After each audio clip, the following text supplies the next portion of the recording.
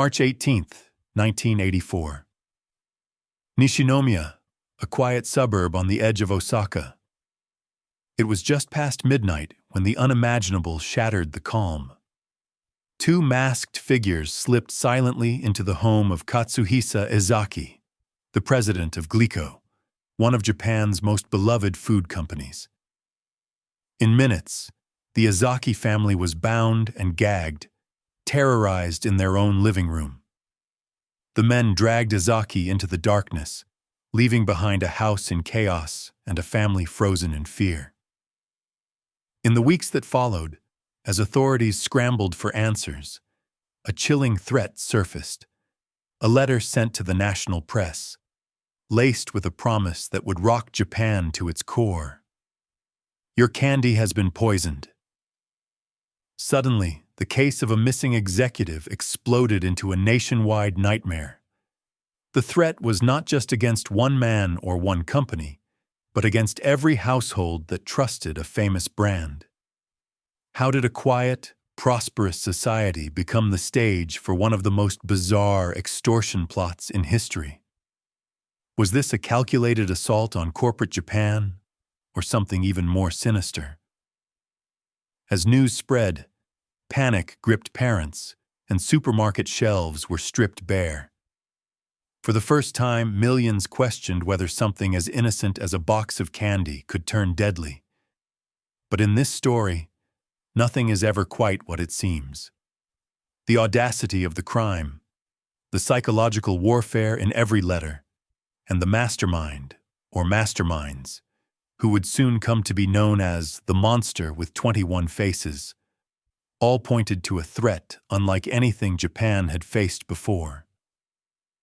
As investigators raced against time, the line between fact and fear began to blur, and behind every headline, a single question lingered. Was anyone truly safe? The victims' faces behind the fear, beneath the headlines and chaos, there were real people at the center of this storm. The most immediate victim, Katsuhisa Ezaki, president of Ezaki Glico.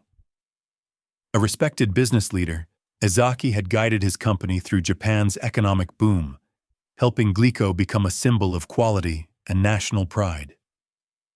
But in the early hours of March 18th, Ezaki became a hostage in his own life, abducted at gunpoint, threatened, and held captive as leverage in a plot that no one could have predicted.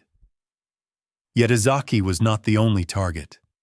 The criminals cast a far wider net. Their true victim was trust itself, specifically, the public's trust in some of the biggest names in Japanese food. In the months that followed, Glico's corporate peers would also find themselves under siege. Morinaga, Marudai Ham, House Foods, even Fujiya, all became targets of intimidation, extortion, and threats of poisoning. The list read like a who's who of Japan's food industry. What started as one family's nightmare spiraled into a crisis threatening millions. To understand the impact, we need to step back to Japan in the 1980s, a nation riding the crest of economic optimism. Supermarkets were filled with color and abundance. Families placed their faith in convenience and quality. There was a collective belief that the system worked, that safety and success went hand in hand. All of that was about to unravel. It wasn't just companies who stood to lose. Every parent who packed a lunchbox, every child who reached for a treat on the shelf. Suddenly, the ordinary became suspect. With each new letter, each whispered warning of cyanide-laced candy, a creeping dread set in. Was this just about money, or something deeper? The perpetrators weren't simply after ransom. They were undermining the social fabric, threatening to turn ordinary life into a game of Russian roulette. As panic spread, the government faced an uncomfortable truth. A faceless enemy had found the nation's weak spot. And for the first time in a generation, Japan's confidence in itself would be tested. Cracks appear. The early signs of chaos. The shock of Ezaki's abduction sent tremors through Japan, but this was only the beginning. Beneath the surface, tension was mounting, signals that something far more elaborate was unfolding. In the immediate aftermath, a ransom demand landed with a thud. 1 billion yen and 100 kilograms of gold. The price for Ezaki's safe return was staggering, but the audacity was even greater. For 3 days, the nation watched and waited. Then, in a twist that defied expectations, Ezaki managed to escape captivity on his own, slipping his bonds and fleeing into the Osaka night. Relief rippled through the public, but for investigators, the ordeal had only deepened the mystery. If this was just about ransom, why risk letting the prize slip away?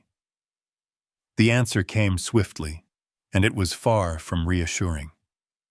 In April and May, arsonists set fire to a Glico parking lot. Acid containers appeared alongside new letters, each one more brazen than the last. The campaign had escalated.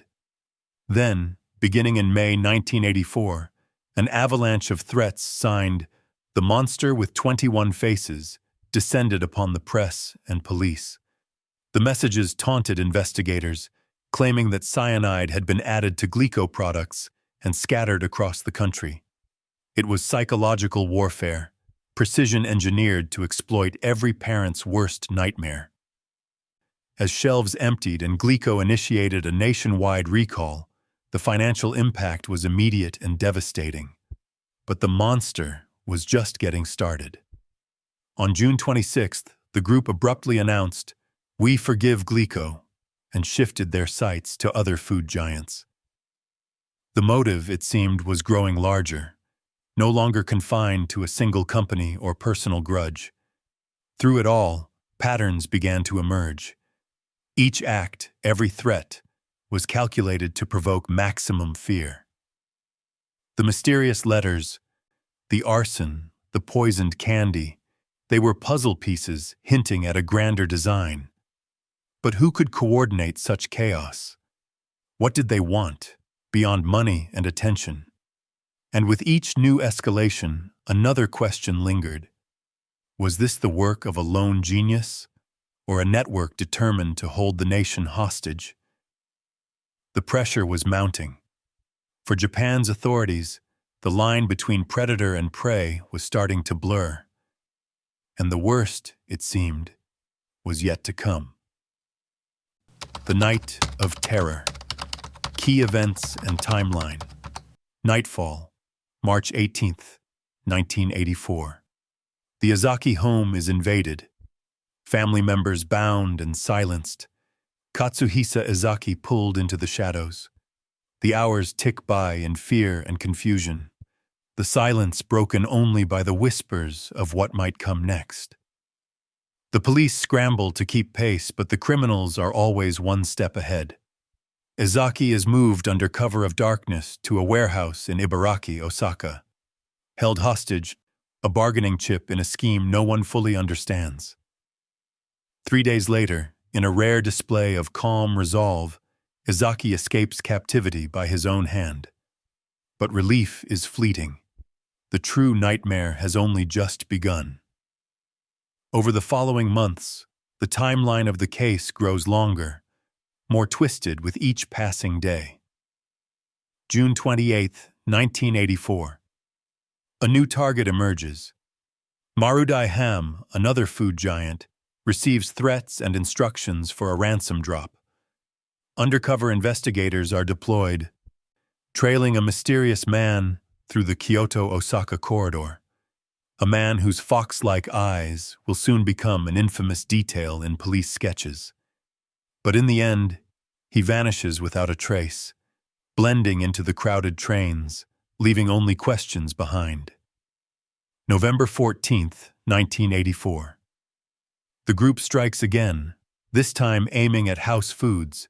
At a rest stop in Otsu, along the Meishin Expressway, police spot a station wagon with its lights off, inside equipment for monitoring police radio frequencies.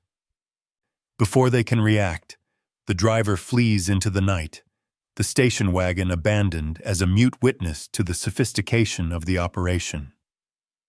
From October 1984 to February 1985, Morinaga is thrust into the center of the storm.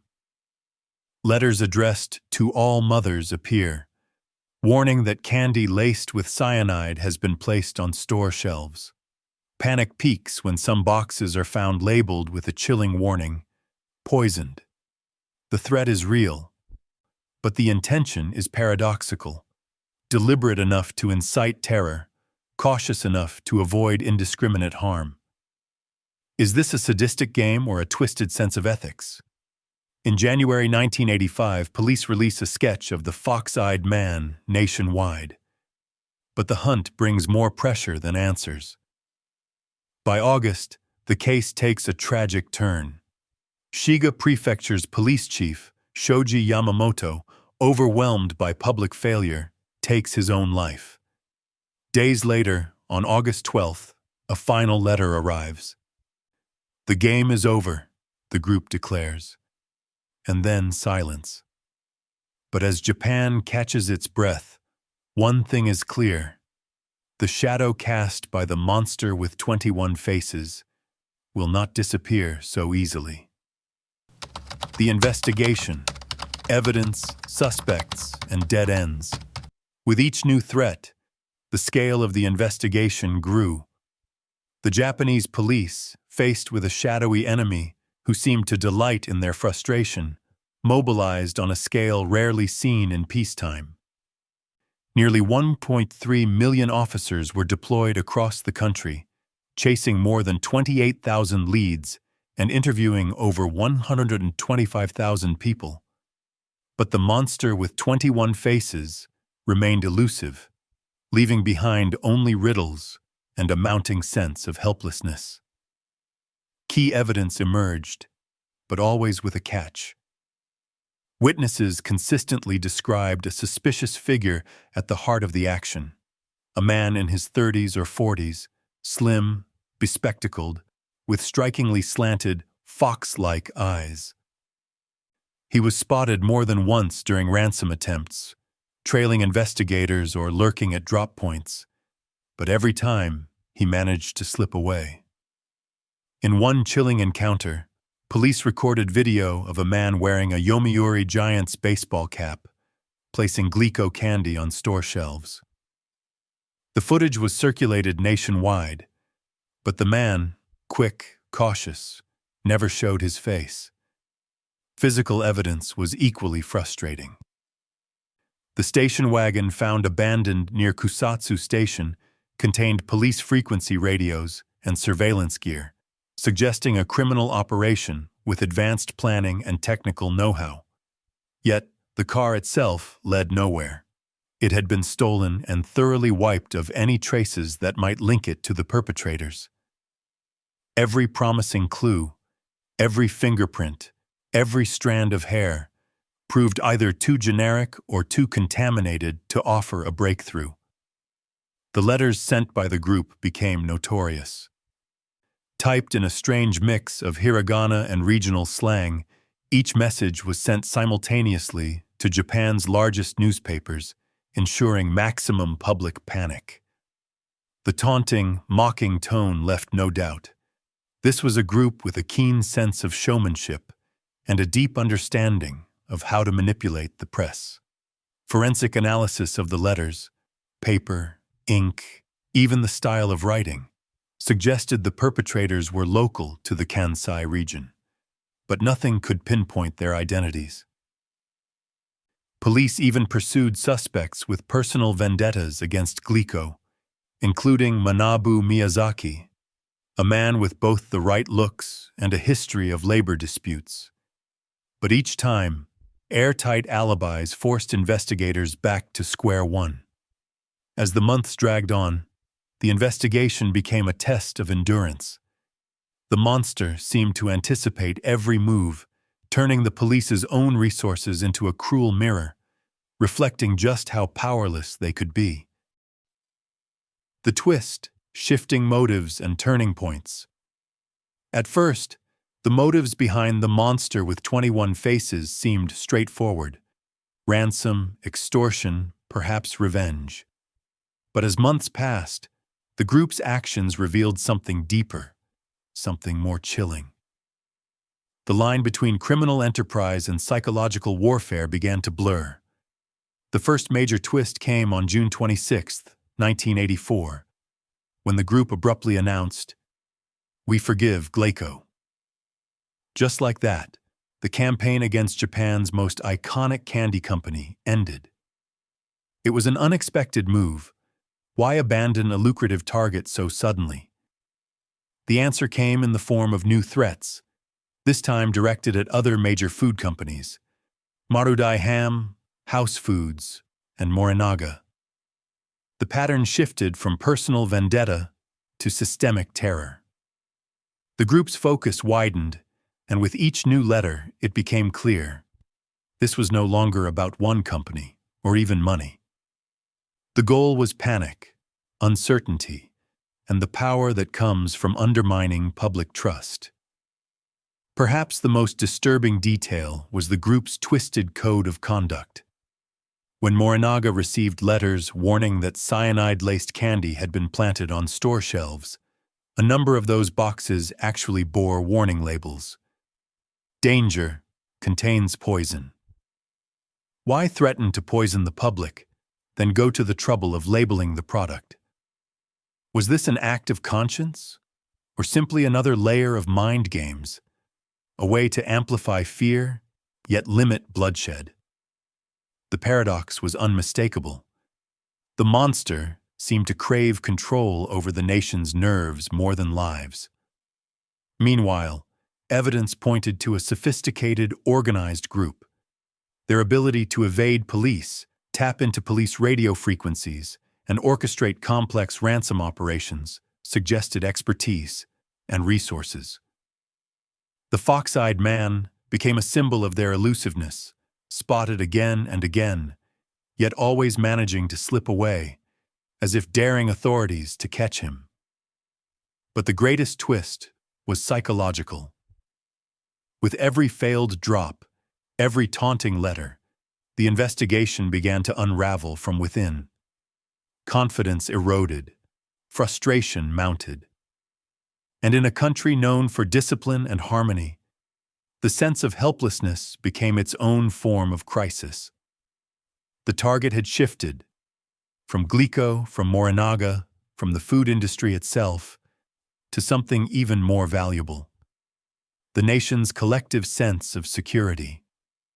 The aftermath, legal outcomes, and unanswered questions. As 1985 wore on, the monster with 21 faces seemed to vanish into thin air. Their final letter, sent on August 12th, brought an abrupt and unsettling close to one of Japan's most bewildering manhunts. "The game is over," it read. The group disappeared, leaving a battered police force, traumatized companies, and a shaken public in their wake. No arrests were ever made. Despite unprecedented police efforts, nearly 1.3 million officers deployed, tens of thousands of leads followed.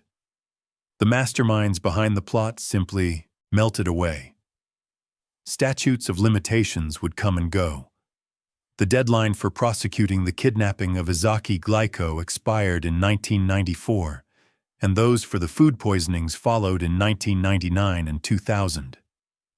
By the time Japan abolished the statute of limitations for murder in 2010, it was too late. The law could not be applied retroactively to the Gleico-Morinaga case. In the eyes of the legal system, the case was frozen, filed away as unsolved, a legal ghost haunting the records. But the true aftermath was psychological, and it rippled across Japanese society.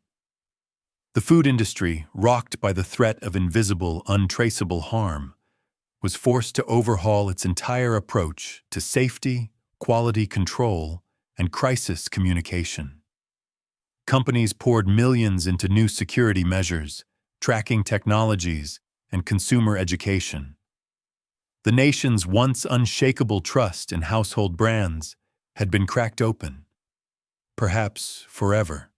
For law enforcement, the case was a humbling lesson in the limits of traditional policing. The monster had manipulated the media, exploited jurisdictional boundaries, and used psychological tactics as powerful as any weapon.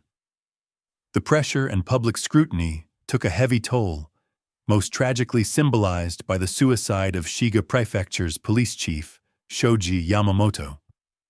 His death underscored the immense weight of expectation and the devastating consequences of failure in the public eye. Even today, the unanswered questions linger. Who was the fox-eyed man?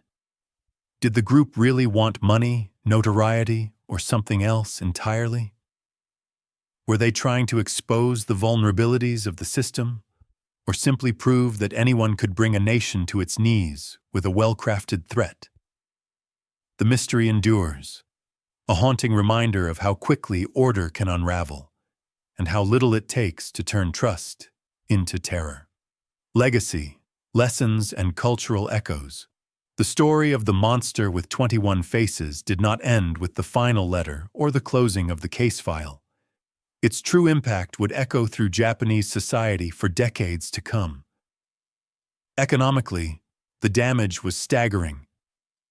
Glyco alone lost hundreds of millions of dollars, while other food giants scrambled to repair public confidence. In the years that followed, Japan's food industry transformed. Security protocols tightened, product tracing technologies advanced, and the concept of crisis management became an everyday reality. No longer could companies take the trust of their customers for granted. Yet the lessons of this case stretched beyond business. For the police, it was a sobering wake-up call. The investigation had exposed the pitfalls of fragmented communication, the dangers of jurisdictional rivalry, and the power of a cunning adversary to turn the nation's own institutions against themselves. There were hard-won lessons in humility, the limits of surveillance, the need for interagency cooperation, and the recognition that sometimes information itself could become a weapon. The monster's psychological game changed the way Japanese society viewed both risk and the media. The group's letters, at once mocking and meticulous, showed how easy it was to manipulate headlines and public opinion. In a country that prized order and predictability, the case left a lasting scar, a reminder that chaos could be conjured with nothing more than a pen and an idea. Culturally, the Glyco Morinaga affair seeped into the national imagination. Its themes, faceless threats, anonymous power, and the fragility of trust, would inspire novels, films, and even modern crime dramas like Lady Joker and Voice of Sin. The shadow of the monster became a motif for a new kind of criminal, one who does not need to be seen to be feared. Today, the central questions remain unresolved. Who was the fox-eyed man? What did the monster with 21 faces truly want? Money, fame, or simply to prove that fear itself could hold a nation hostage? In the end, this case is more than just an unsolved crime. It is a reflection of society's deepest anxieties, a cautionary tale about the price of trust and the lingering power of the unknown. The Glyco Morinaga case remains one of the most haunting, unsolved crimes in Japanese history. A faceless group brought corporate giants to their knees, not through violence alone, but by waging war on public trust. The monster with 21 faces vanished, leaving behind unanswered questions and scars that have never fully healed. In the end, this was more than a story of ransom or revenge. It was a chilling lesson in how quickly order can dissolve, and how fear, once unleashed, is almost impossible to contain. If you found this story as gripping as we did, don't forget to like and follow the channel for more unsolved mysteries and true crime investigations. Which case should we cover next? Share your thoughts in the comments below, and stay tuned for more stories that challenge what you think you know.